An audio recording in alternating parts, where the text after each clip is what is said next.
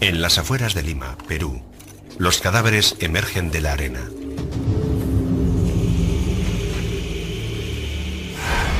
Tienen heridas terribles. Estas personas tuvieron una muerte muy violenta. Estos esqueletos pueden revolucionar nuestra comprensión de uno de los acontecimientos más importantes de la historia del mundo: la conquista española del Imperio Inca. Durante 500 años, para comprender lo que había pasado, hemos tenido que confiar en las crónicas escritas por los conquistadores españoles.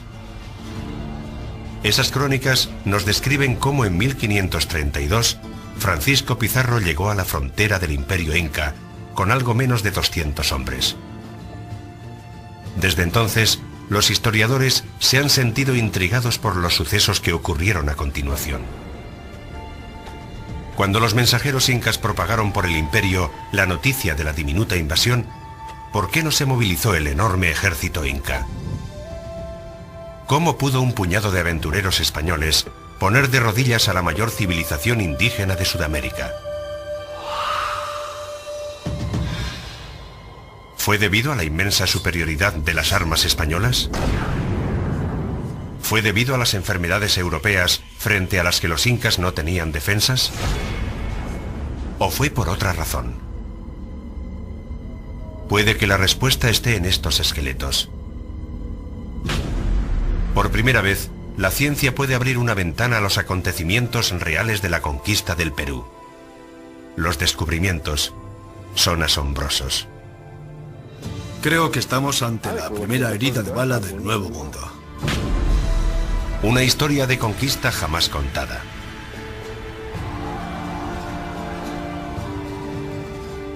Una historia de alianzas secretas y traiciones. Una gran acción encubierta que ocurrió en el siglo XVI. La historia de la gran rebelión inca.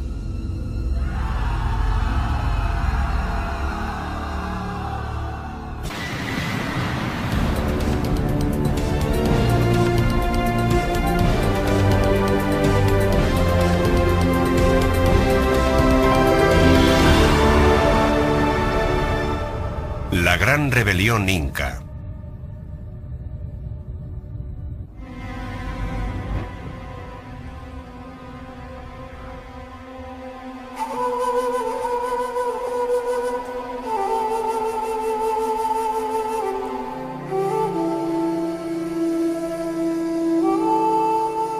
Durante 3000 años, las montañas de la costa del Perú albergaron a la civilización más avanzada de América del Sur.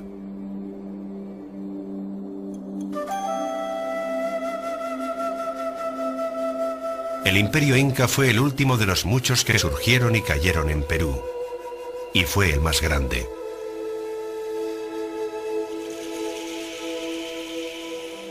Los incas eran los romanos del Nuevo Mundo. Ingenieros y constructores sin igual, crearon el Machu Picchu, el sistema de carreteras más complejo de América, e innumerables obras maestras en oro. Pero el mayor talento lo tenían como conquistadores. En el siglo XV lo usaron para conquistar toda la región andina. Los fantasmas de aquel feroz imperio inca todavía rondan por la capital del Perú moderno, Lima.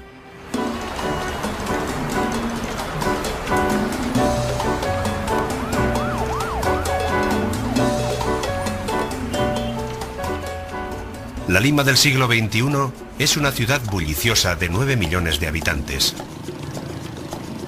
Pero bajo los cada vez más extensos barrios de chabolas, yace capa sobre capa el viejo Perú muerto.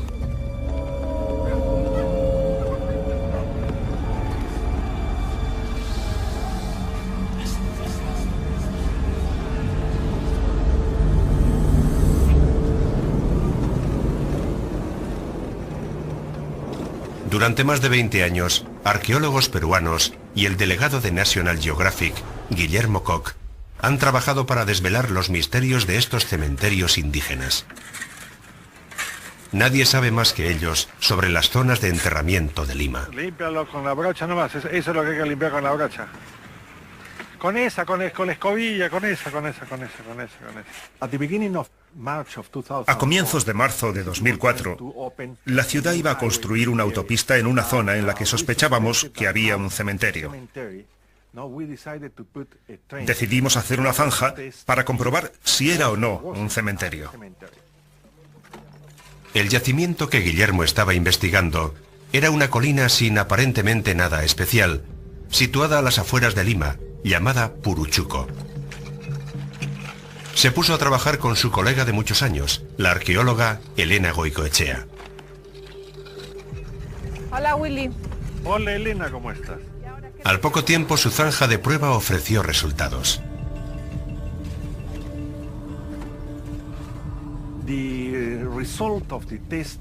El resultado del sondeo fueron unas 20 tumbas en una zanja de 2 por 8 metros. Aquel hallazgo nos llevó a deducir que aquel pequeño barranco era, de hecho, un cementerio.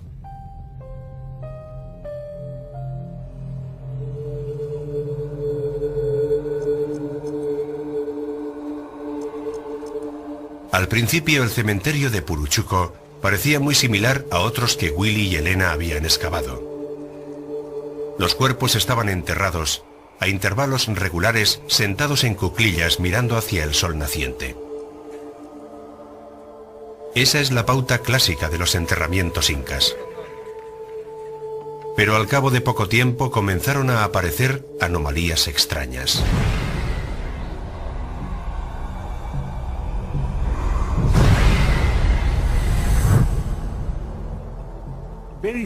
Poco después de comenzar la excavación, descubrimos que había varios individuos que no se ajustaban a lo que llamaríamos el patrón de enterramiento estándar. En las capas más bajas del cementerio, todo parecía estar como Willy podía esperar en un cementerio inca bien organizado. Pero en la parte superior, había una capa de cadáveres enterrados cerca de la superficie que no se parecía a nada de lo que él y Elena habían visto hasta entonces. Sí, porque la proyección del fardo va... El cadáver se extiende hacia este lado. Mira hacia el oeste. Normalmente debería mirar en esa dirección, este. La orientación está mal, igual que en los otros. Aquí teníamos... Cuantos más cadáveres descubrían, más sorpresas encontraban. Se habían arrojado cuerpos de forma caótica, encima de los cadáveres del cementerio tradicional inca.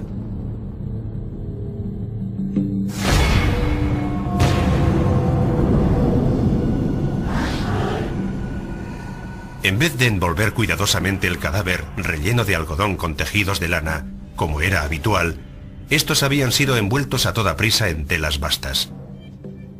Estaban tendidos sobre el costado o la espalda, algunos boca arriba, algunos hacia el oeste. Ninguno estaba acurrucado y mirando hacia el este, siguiendo la forma tradicional inca. Era evidente que no habían seguido los rituales de enterramiento. No tenían ofrendas adecuadas. La pregunta era, ¿por qué habían enterrado a aquellos individuos de forma tan inusual? Para alguien que conocía tan bien el mundo inca como Willy y Elena, esto era un misterio. El respeto a los muertos era parte esencial de la cultura inca. Realizar los rituales funerarios de forma adecuada era fundamental para asegurar el renacimiento del muerto en el mundo de los espíritus. De ahí los enterramientos en cuclillas, en postura expectante, mirando hacia el sol naciente, símbolo del renacimiento. Teniendo eso en cuenta, el trato dado a los cadáveres en Puruchuco era doblemente sorprendente. Es como si en el momento de su muerte simplemente los hubieran envuelto en una tela, traído al cementerio y colocado de forma caótica en la tierra, sin seguir la forma inca habitual. Cuando Willy y su equipo desenvolvieron los pobremente cubiertos esqueletos, lo que descubrieron fue todavía más sorprendente. Casi todos presentaban señales de violencia extrema. Los cráneos habían sido aplastados, y algunos mostraban heridas nunca antes vistas en un cementerio inca. De hecho, en ningún cementerio indio, ni de América Central, ni de América del Sur. Un esqueleto en particular llamó su atención de forma especial. Lo llamaron Mochito, el cortado, debido a sus terribles heridas. Los dedos meñique, anular y corazón de la mano izquierda han sido quizá cortados o arrancados. Claramente ha recibido golpes en la cara. Hay una fractura relacionada con la muerte en la primera costilla izquierda. Una fractura muy grave en el fémur. La suma de todas estas lesiones me lleva a creer que este individuo murió de forma muy violenta. Melissa Murphy es una bioarqueóloga que trabaja con Willy en la interpretación de las lesiones de Mochito. Es un esqueleto muy especial, por varias razones. Es muy atípico. Tiene una serie de lesiones relacionadas con la muerte que no habíamos encontrado antes. En particular, estas 3 marcas cuadrangulares en el cráneo.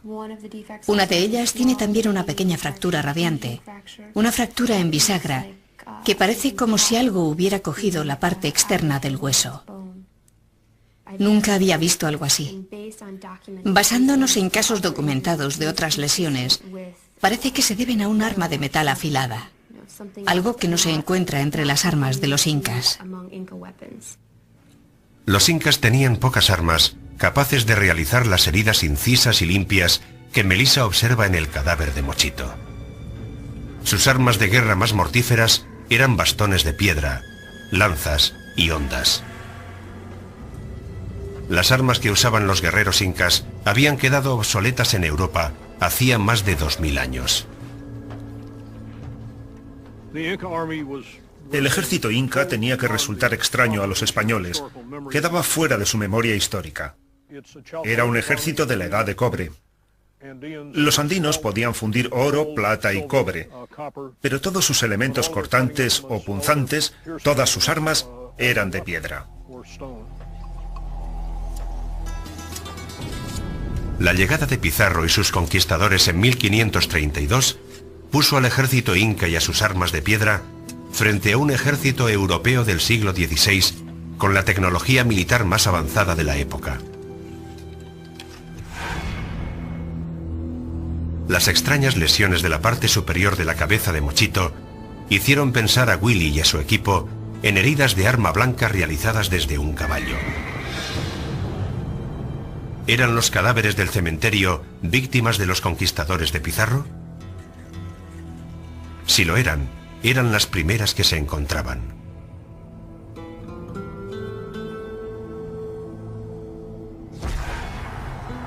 Las lesiones de otra calavera parecían probar la relación con los conquistadores, de forma aún más espectacular.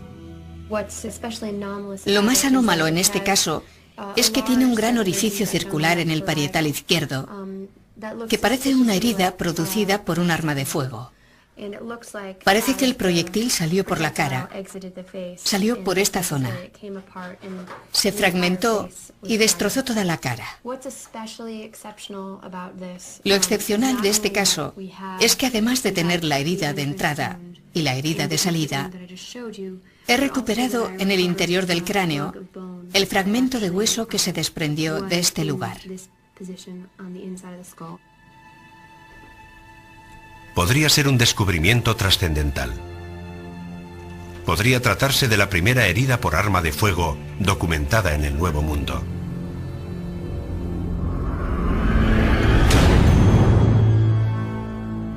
Las primitivas pero mortíferas armas de fuego del siglo XVI, llamadas arcabuces, fueron solo una de las muchas novedades aterradoras que los españoles llevaron con ellos a América del Sur. Los arcabuces de los conquistadores españoles no eran peores armas que los mosquetes que usó la infantería europea cientos de años después. Eran algo más pesados debido al peso de su proyectil, y los españoles sabían cómo utilizarlos, los manejaban muy bien. La combinación de fusiles, armas de acero y caballos tuvo un efecto devastador sobre los ejércitos nativos. Los incas no tenían defensa ante aquello. En Europa, la respuesta a las cargas de la caballería se había aprendido a lo largo de siglos de combates contra gente a caballo. Los incas no sabían cómo hacer frente a la caballería. Los españoles habían llevado con ellos otro elemento mortífero que acabaría por diezmar a la población inca: enfermedades. Pero nadie está seguro de cuándo comenzó exactamente la primera epidemia. Así que Willy y su equipo concentran sus esfuerzos en las heridas de los esqueletos que resultan más reveladoras. Si la sospecha de que se trata de una herida por arma de fuego se confirma, será una primicia. Por eso, Melissa necesita pruebas. Confía en que los rayos X puedan mostrar restos de metal en los bordes de la herida. Estamos viendo la herida de salida. Confiábamos en ver residuos de metal, algo blanco brillante, distinto a cómo se ven los huesos, pero no lo vemos. No había nada que sugiriera la presencia de plomo ni residuos metálicos. Parece que no hay nada. El resultado negativo es un golpe. Para Melissa y Willy, la herida indica claramente hacia un arma de fuego. Pero no pueden probarlo. Quizá los restos de metal dejados por las balas de los arcabuces fueran demasiado pequeños para que los detectaran los rayos X. Así que Willy toma una decisión atrevida. Se pone en contacto con un laboratorio criminalista de renombre mundial. Se encuentra a 6.500 kilómetros, en la Universidad de New Haven, en Connecticut. Si en algún lugar se puede obtener resultados de los esqueletos de Puruchuco, es aquí, gracias a sus técnicas forenses pioneras. Los eminentes científicos forenses Ol Harper y Tim Plambach han examinado cientos de heridas de arma de fuego, mucho más recientes que las de Perú. Al poco tiempo, Ol y Tim llegan a Lima. La atracción por examinar lo que puede ser la primera herida por arma de fuego en América les resulta irresistible. Dr. Koch? Hi. Good morning. Welcome to our lab. Albert Harper, how are you? Very nice to meet you. Very nice to meet you. Lab, no? It's come in. Very interesting. El laboratorio de Willy alberga los restos de más de 3.000 enterramientos incas. Han abandonado momentáneamente el trabajo con esta asombrosa colección de momias y esqueletos, ya que Mochito capta toda su atención. Se centran de inmediato en lo que Melissa cree que puede ser una herida por arma de fuego. Qué interesante. Mira esto. Es como si hubiera dos puntos de acceso diferentes. Prácticamente tenemos la trayectoria, un ángulo de 30, 45 grados quizá. Golpeó en un ángulo más o menos así. Por lo que respecta a la energía, tenía energía suficiente como para hacer un orificio en el cráneo. Pero no tanta como para romper esto de aquí. Los 19 o 20 kilojulios de energía habituales en el impacto de un arma moderna no dejan restos como este. No dejan fragmentos. No, quedan completamente pulverizados. La bala simplemente hace un agujero en el hueso y deshace el hueso al pasar. Este no es el caso. El fragmento de hueso desprendido por el impacto indicaba una fuerza de impacto mucho menor que la de cualquier arma de fuego actual. Pero podía corresponderse al impacto mucho más débil de un arcabuz del siglo XVI. De hecho, el fragmento de hueso tenía una marca cóncava que sugería una bala de mosquete. Sorprendente, muy sorprendente. ¿Podría ser de un arma de fuego? Podría. Para probarlo, tenían que usar instrumentos más complejos, comenzando por un SEM, un microscopio electrónico de barrido. Lo que vamos a hacer es efectuar un barrido con el microscopio electrónico. Y si encontramos alguna partícula pequeña, usaremos rayos X para conocer su composición.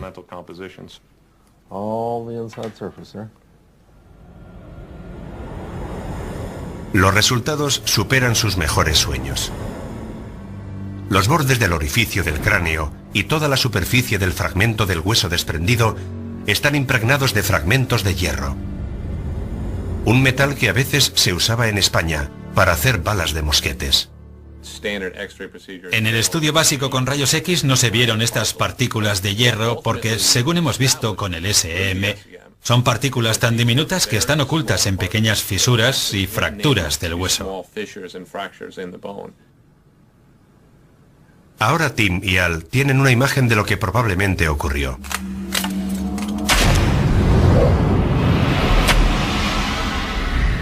Cuando la bala de mosquete golpeó la parte posterior del cráneo y atravesó la cabeza, dejó fragmentos de hierro profundamente clavados en el hueso, que han permanecido allí durante 500 años.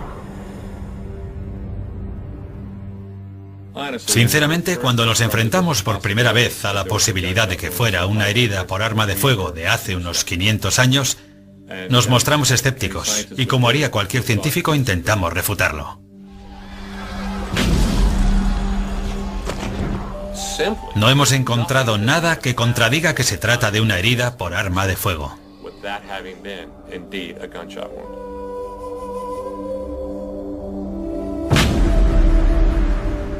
Se trata de un descubrimiento increíble. Además de ser la primera prueba de una herida por arma de fuego en América, apoya la creencia de Willy de que los cadáveres del cementerio de Puruchuco podrían ser los primeros restos forenses de las batallas de la conquista.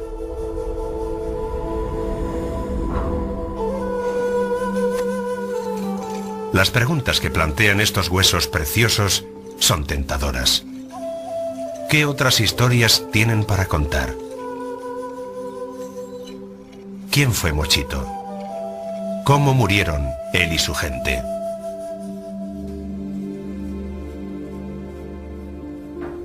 La ciencia forense ha abierto una ventana a la conquista española del Perú. ¿Qué más se puede ver a través de ella? ¿Confirmará lo que los españoles escribieron en sus crónicas? ¿Que las armas de fuego y espadas de acero que usaron dieron a un diminuto grupo de conquistadores una ventaja tan grande que pudieron vencer a miles de indios?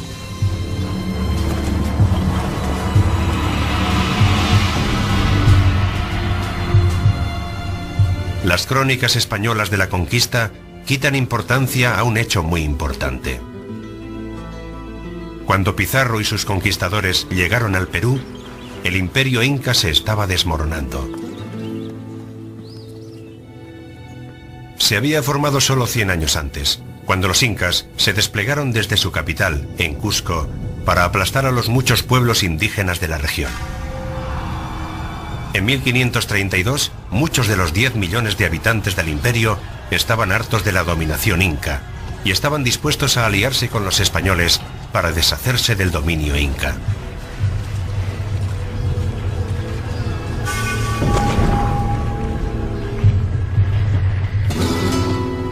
Para los españoles recién llegados, fue un auténtico golpe de suerte.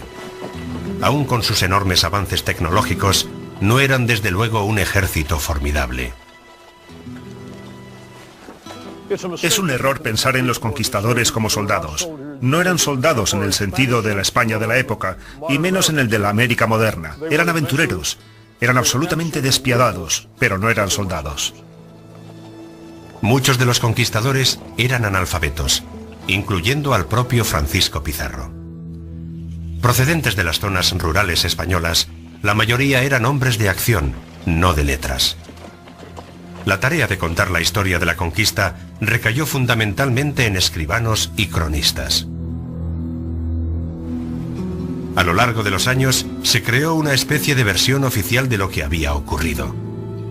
Los historiadores y arqueólogos sospechan desde hace tiempo que en el proceso se alteraron algunos hechos y otros fueron omitidos conscientemente. Los cronistas intentaban justificar la conquista. Y para magnificar la gloria de los españoles, exageraron. Las crónicas hacen todo lo posible para mostrar una imagen dramática de las dificultades y heroísmo de los españoles, pero ignoran de manera notoria la ayuda que recibieron de los indios aliados.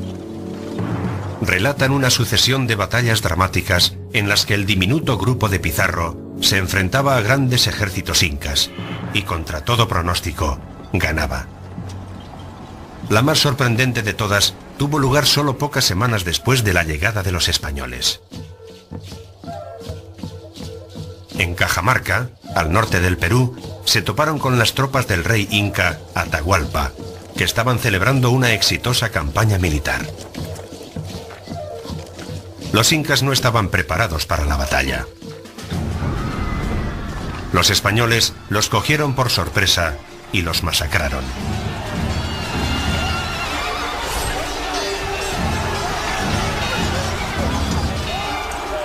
En el proceso cogieron como rehén al rey Atahualpa.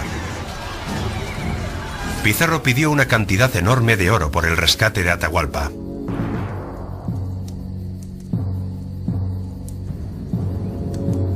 Una vez pagado, ejecutó al rey. Con el mundo inca convulsionado, Pizarro avanzó hacia la capital, Cusco, que cayó rápidamente en poder de los españoles. A los pocos meses, el imperio inca era suyo.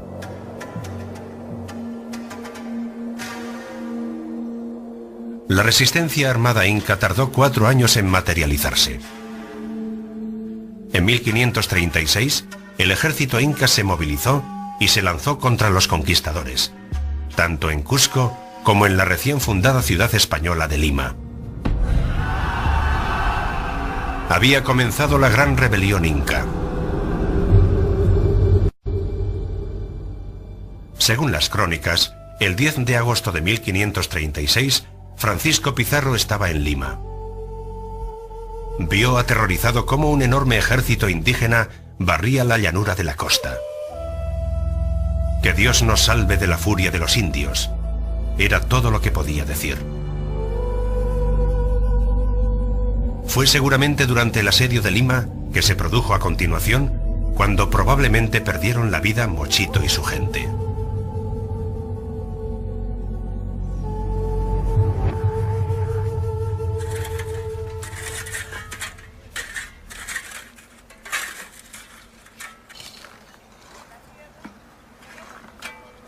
La estratigrafía del cementerio de Puruchuco indica a Willy que los restos de Mochito pertenecen a los primeros años de la conquista.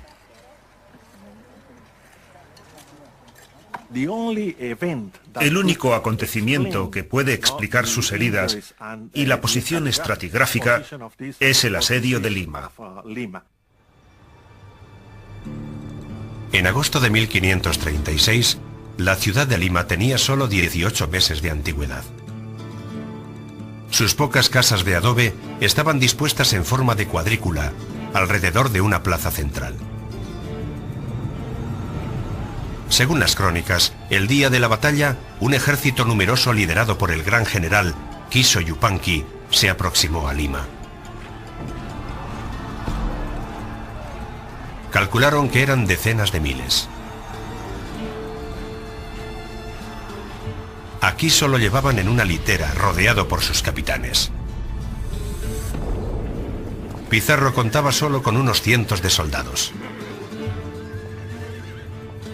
Con todas las posibilidades en su contra, decidió jugárselo todo a una carga desesperada de la caballería. Los españoles siempre intentaban matar primero a los líderes, porque sabían que eso hundía la moral del enemigo. Así que la caballería se abrió paso a través de las tropas incas, hacia Quiso y sus capitanes. Ante la carga española, los capitanes se replegaron, dejando expuesto a Quiso. Lo mataron de inmediato. El ejército inca se retiró de forma caótica. Según la imagen descrita por los cronistas, un puñado de españoles había derrotado una vez más, de forma heroica, a un ejército indio enorme. Lima estaba a salvo.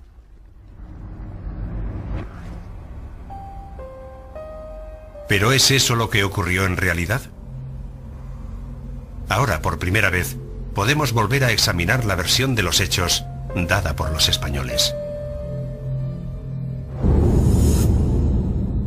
Willy y Elena creen que Mochito y su gente formaban parte de la fuerza inca que se enfrentó a Pizarro aquel desdichado día de agosto de 1536.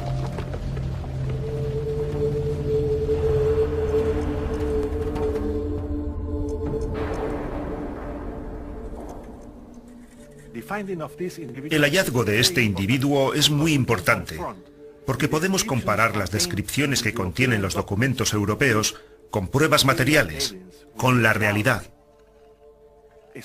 Una especie de trabajo forense para corroborar o refutar esas narraciones.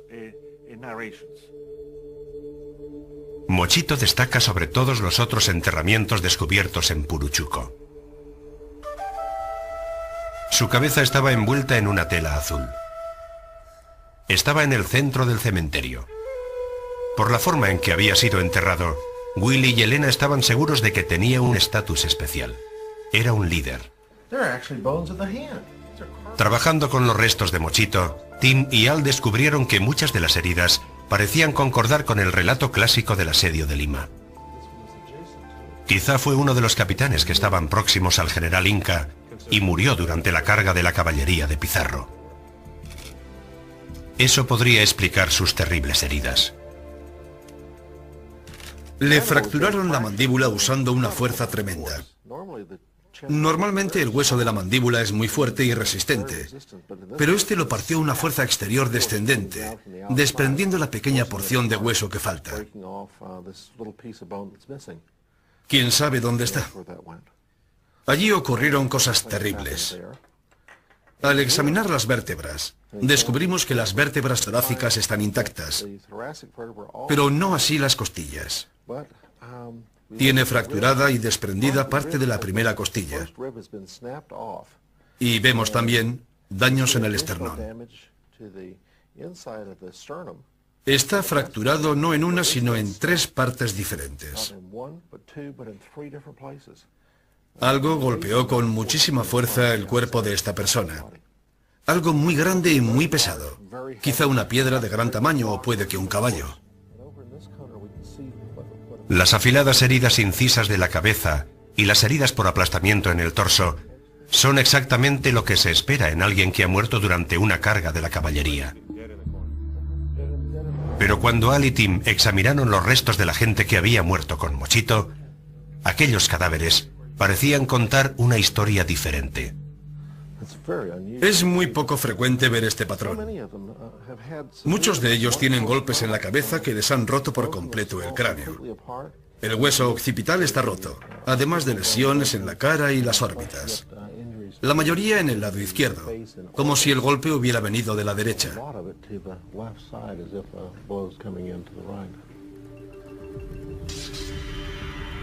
Aunque unas pocas muertes parecían deberse al acero español, la gran mayoría apuntaba hacia un tipo de arma muy diferente. Es un objeto de aproximadamente 2 o 3 centímetros de diámetro que extirpa parte del hueso cigomático, rompe la cara, rompe la parte trasera del cráneo y rompe el hueso occipital. Todo de un golpe. Fuera como fuera, esta persona tuvo una muerte muy violenta.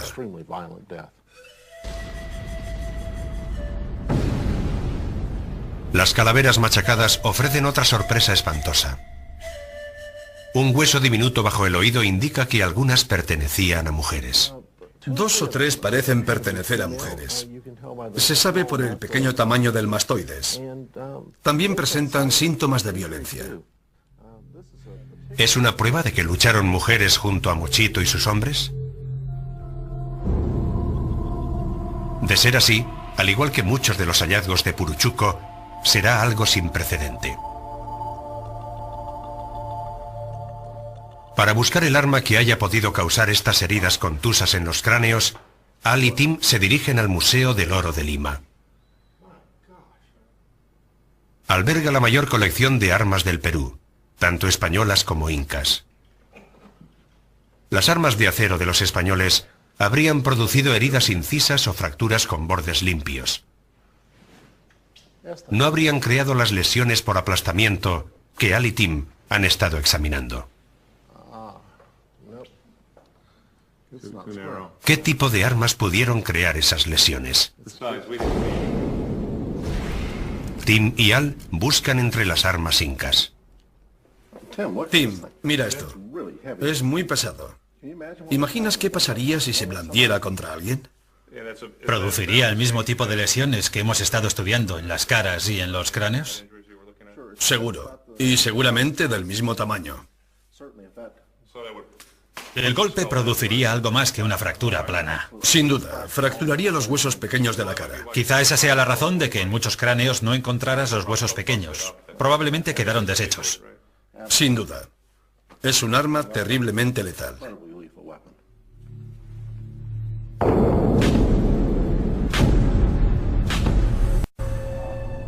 La posibilidad de que a los indios encontrados en el cementerio de Puruchuco los hubieran matado con bastones de piedra lleva hacia una conclusión sorprendente. A la mayoría los mataron no los españoles, sino otros indios.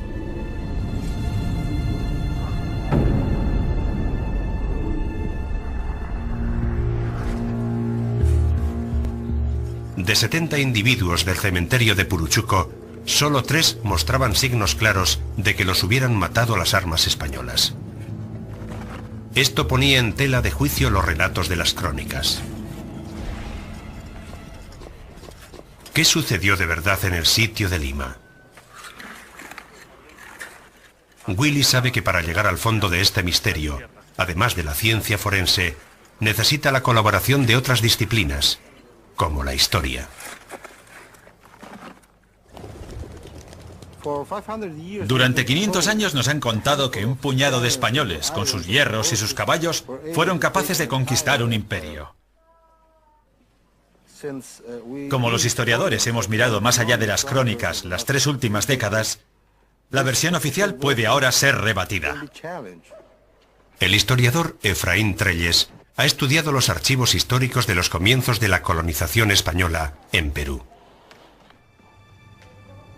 Se encuentran en lugares como estos: el archivo de los franciscanos, del convento de San Francisco, en Lima. Un caso judicial hace tiempo olvidado y que tuvo lugar en Lima muchos años después del asedio, atrajo la atención de Efraín. Arrojaba nueva luz sobre los acontecimientos de agosto de 1536. Años después de la rebelión, los herederos de Pizarro se querellaron contra la corona.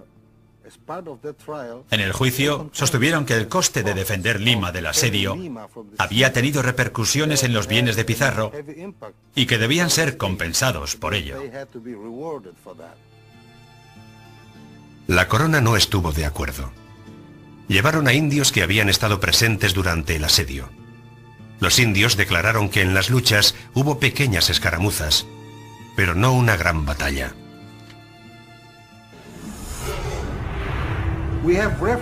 Tenemos referencias de luchas durante el asedio, pero principalmente de indios contra indios. Los testigos declararon también que el ejército inca lo formaban miles, no decenas de miles. Que no hubo carga heroica de la caballería de Pizarro y que los españoles que lucharon estuvieron protegidos por un gran número de indios que lucharon a su lado. Eso me lleva a creer que el gran asedio pudo tener lugar de forma muy distinta a como nos han contado.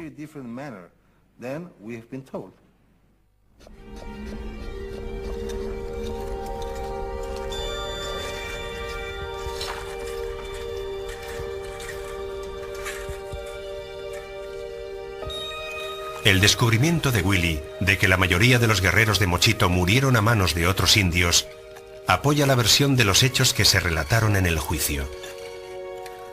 Proporciona también la primera prueba científica de lo que los historiadores llevaban tiempo sospechando, pero que no habían podido demostrar: que el papel de los aliados indios, minimizado sistemáticamente por las crónicas, fue fundamental para el éxito de la conquista.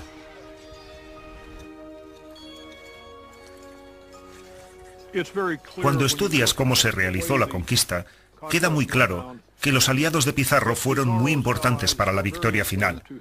No solo en el campo de batalla, su apoyo logístico tuvo una importancia enorme. Está muy claro que se ha minimizado su papel en la conquista.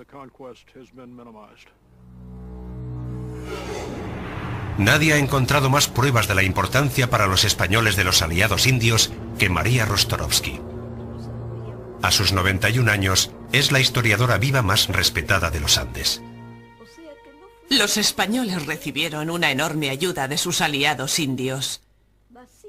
Este hecho, pasado por alto en las crónicas, cambia por completo nuestra visión de la conquista. Sin ella, la historia es absurda. María ha descubierto documentos que revelan la historia verdadera del asedio de Lima. Los documentos encontrados en el Archivo de Indias de Sevilla muestran que la supervivencia de Pizarro en Lima se basó no en el poderío militar, sino en una alianza con las poderosas poblaciones de la montañosa provincia de Huaylas. Cuando Francisco Pizarro llegó al Perú, era un hombre soltero de 54 años. Ansioso por crear una alianza con él, la nobleza de Huaylas le ofreció a una joven como esposa. Se llamaba Quispe Sisa, y tras ser bautizada, se convirtió en la concubina de Pizarro. Es un hecho curioso. Los españoles tuvieron todas las relaciones que quisieron con las mujeres andinas, pero solo después de que se bautizaran.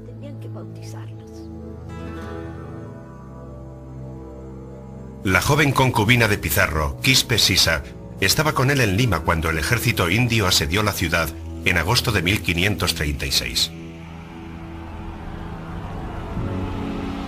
Cuando el pequeño ejército inca se aproximaba a Lima, Pizarro realmente hizo que la caballería cargara para defenderse.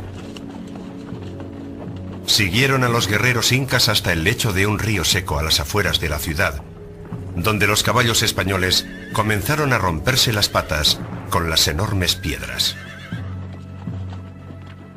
La caballería se retiró sin haber conseguido nada. Al poco tiempo, el ejército inca volvió a avanzar hacia la ciudad. El ejército inca entraba. El ejército inca estaba comenzando a entrar por las calles de Lima cuando de pronto se retiró. Y entonces los españoles dijeron, ¡qué estupidez! Se retiran cuando están a nuestra puerta. ¿Qué había ocurrido? He encontrado en el Archivo de Indias un documento que dice que la joven concubina de Pizarro envió mensajeros a su madre en Huaylas pidiendo ayuda. Pidió un ejército a su madre y su madre lo envió. Y la curaca le mandó el ejército. La madre de Quispe Sisa era jefa por derecho propio. Tan pronto como recibió la noticia de que su hija estaba rodeada en Lima, envió un gran ejército para liberar la ciudad. A Lima la salvó no los conquistadores heroicos, sino un ejército enviado por la madre de la joven concubina de Pizarro. Cuando los indios de Huaylas llegaron a Lima, el ejército inca comprendió que su situación se había vuelto desesperada. La balanza se había inclinado a favor de los españoles. El ejército inca se retiró de forma desordenada. Fueron perseguidos por unos pocos españoles, acompañados y protegidos por grandes grupos de guerreros de Huaylas. La batalla del asedio de Lima fueron pequeñas escaramuzas en los alrededores de la ciudad. Es probable que en una de esas escaramuzas, Mochito y sus hombres encontraran la muerte a manos de los españoles y sus aliados indios.